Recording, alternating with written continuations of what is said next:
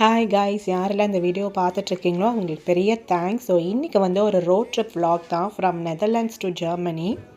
ஜெர்மனியில் எங்கே போகிறோன்னு பார்த்தீங்கன்னா க்ளோன் கிறிஸ்மஸ் மார்க்கெட் தான் போகிறோம். So 1 day stay. ஸோ அங்கே கிறிஸ்மஸ் மார்க்கெட்டும் அந்த கேத்தட்ரல் இருக்கு இல்லையா, ஸோ அதுவும் பார்த்துட்டு ஒரு 1 day ஸ்டே பண்ணிவிட்டு back to Netherlands.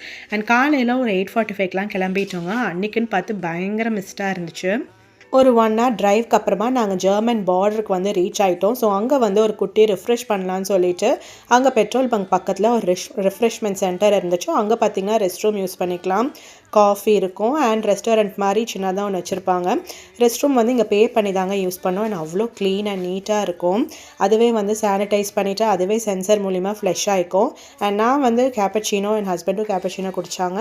And kids வந்து கொஞ்சம் ஸ்நாக்ஸ் எல்லாம் சாப்பிட்டாங்க. ஸோ 20 minutes பிரேக் எடுத்துகிட்டு அதுக்கப்புறம் நாங்கள் மறுபடியும் வந்து ட்ரைவ் ஸ்டார்ட் பண்ணிட்டோம். ஸோ இதுதான் வந்து இந்த உள்ளே வந்து அந்த ஒரு கெஃபே ஸோ இப்படி தான் இருக்கும்.